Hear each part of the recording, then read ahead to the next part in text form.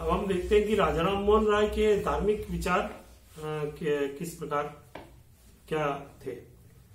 तो जब इतना सारा अध्ययन किया कि अभी हमने पिछले लेक्चर में देखा कि उन्होंने बहुत सारी भाषाओं का और धर्म ग्रंथों का अध्ययन किया, यहाँ तक कि उन्होंने बाइबल भी पढ़ी, गीता, उपनिषद, कुरान, सभी धार्मिक ग्रंथों को उन्होंने पढ़ लिया और उन पर चिंतन मनन उन्होंने किया। तो भारत में जो आडंबर फैले हुए थे, ढोंग, अंधविश्वास, रूढ़ियां, उनसे राजा राम मोहन राय बड़े दुखी हुए और मूर्ति पूजा में उनका तनिक भी विश्वास नहीं रहा और बहुदेवतावाद में भी उनका विश्वास नहीं रहा, वो एकेश्वरवादी हो गए। और आप भारतीय चिंतन अध्यात्म से बहुत प्रभावित थे और इन्होंने जो वेदांत थे, उपनिषद, उनका संकलन भी किया, उन पर टीकाएं लिखी।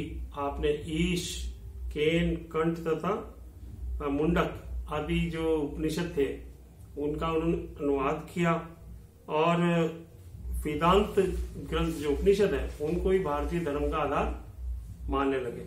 और धार्मिक विचारों का प्रचार प्रसार करने के लिए आपने 1815 ईस्वी में कलकत्ता में आत्मीय सभा की स्थापना की और 1816 में कलकत्ता में वेदांत कॉलेज उन्होंने खोला। उसका नाम भी उन्होंने वेदांत ही रखा, जो उपनिषदों का ही दूसरा नाम है। और अंततुगता जो सबसे बड़ी संस्था उन्होंने बनाई 1828 में, वो थी ब्रह्म समाज। इसकी स्थापना इन्होंने की और जिस भवन में ब्रह्म समाज की बैठक होती थी उसमें उसका जो संविधान था उसमें लिखा हुआ था कि सभी लोग बिना किसी भेदभाव के शाश्वत सत्ता की उपासना के लिए इस भवन का प्रयोग कर सकते हैं। इसमें न किसी प्रकार की मूर्ति स्थापना और न ही किसी प्रकार का बलिदान और किसी धर्म की निंदा नहीं की जाएगी।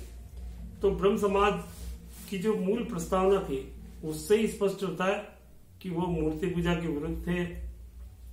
जो धर्म में भेदभाव है कि किसी को उपासना स्थलों पर जाने दिया जा रहा, नहीं जाने दिया जा रहा, कोई किसी धर्म में अलाउड है, किसी में अलाउड नहीं है, उन सब चीजों को परे करते हुए सामाजिक समानता की और कदम रखते हुए उन्होंने सबके द्वार ब्रह्म समाज के लिए खोल दिए।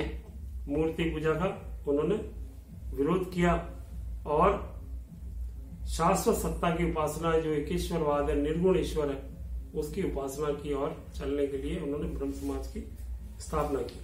तो वेदांत दर्शन इसका आधार था, जो आत्मा परमात्मा के शुद्ध संबंधों पर चिंतन करता है।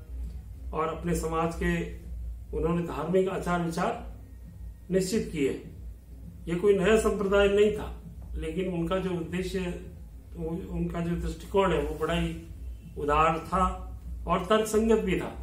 यूं नहीं है कि केवल पौंगापंथी में कुछ बातें कह दी गई आप उनको मान लें कि जो गुरु ने कह दिया है, ब्रह्म समाज के संस्थापक राजा राम मोहन राय ने कह दिया, वो उनके फॉलोअर्स को मानना है, ऐसा नहीं है। बुद्धिवाद की कसौटी पर रखे जाने वाले सिद्धांत ही राजा राम मोहन राय को मान्य थे।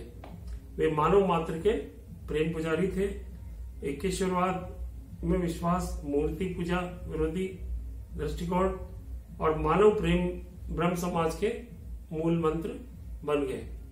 तो इनकी जो शाखाएं हैं, बाद में ब्रह्म समाज की बहुत अलग अलग शाखाएं भी बढ़ गई और इसमें जो है आगे चलकर जो है देवेंद्र नाथ ठाकुर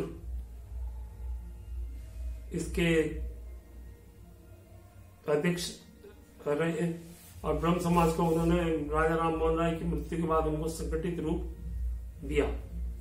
तो जो है बाद में जो है 1857 तक आते आते इसमें केशव चंद्र सेन का पदार्पण हुआ और ईसाई धर्म से ये प्रभावित भी थे।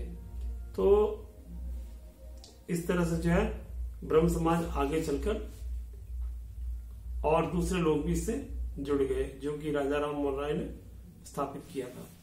तो जो धर्म का जो शुद्ध रूप है उपनिषदों में जो हमारे को देखने को मिला, वो, और जैसा कि नाम से ही विदित है, ब्रह्म सत्यम जगत मिथ्या, कि ब्रह्म ही सत्य है, जगत मिथ्या है। और ब्रह्म का जब हम नाम लेते हैं तो निर्गुण ईश्वर की ओर एक संकेत जाता है। तो उस समाज का नाम भी उन्होंने ब्रह्म समाज रखा, जो कि उपनिषदों से प्रेरित था। तो इस प्रकार से धर्म में उनकी शिक्षाएं बड़ी उदारतावादी थी, दूसरे धर्मों से प्रभावित भी थे, और केवल हिंदू धर्म के सुधार की ही बात नहीं कर रहे थे। उन्होंने जो दूसरे धर्म की पुस्तकों को जो पढ़ा तो उसमें जो बुराइयां नजर आई तो उन्होंने उस पर भी खुलकर अपने विचार व्यक्त किए। जैसे ईसाई धर्म में जो ट्रिनिटी का सिद्धांत है, उन्होंने उसको बड़ा क्रिटिसाइज किया, कि उन्होंने ये नहीं माना कि ईसाई धर्म में जो पूरी तरह से अंधविश्वासों से मुक्त है या पूरी तरह से तार्किक तर्क और बुद्धिवाद पर आधारित है। क्रिश्चियनिटी की भी उन्होंने आलोचना की, और आलोचना करने का अधिकार तो तभी मिलता है जब हम समग्र रूप से उन धर्मों को, उन ग्रंथों का व्यापक अध्ययन कर ले। उसके बाद ही हमें आलोचना करने लायक स्थिति में पहुंचते हैं। या केवल आप क्रिटिसिज्म के लिए, बुराई करने के लिए किसी की बुराई करना इतना आसान नहीं है। जब तक कि आप उसको पढ़ ना ले, समझ ना ले, और तब उस बुराई को पकड़कर उसकी आलोचना करें, तभी वो यथार्थवादी आलोचना कहलाती है। तो राजा राम मोहन राय जो है वो न केवल हिंदू धर्म की बुराइयों की क्रिटिक की नहीं थे, बल्कि वो दूसरे धर्मों की बुराइयों की भी आलोचना कर रहे थे। तो इस प्रकार ब्रह्म समाज का जो है धार्मिक क्षेत्र में बड़ा महत्वपूर्ण योगदान रहा। बहुत सारे लोगों ने इसको अपनाया, और चाहे ब्रह्म समाज के सदस्य ना बने हो, राजा राम मोहन राय से ना जुड़े हो, लेकिन उन्होंने पूरे भारतीय मानस को झकझोर दिया, सोचने को मजबूर कर दिया कि जिस धर्म को आप मान रहे हैं, जिस पाखंड को, कर्मकांड को आप मान रहे हैं, वो व्यर्थ है। धर्म का वास्तविक स्वरूप तात्विक है, और वो धर्म जो है आत्मा, परमात्मा, कर्म और मोक्ष, यहीं तक ही वो इन्हीं सिद्धांतों के इर्द गिर्द रहता है। इसके अलावा जो धार्मिक कर्मकांड किए जा रहे हैं वो व्यर्थ है।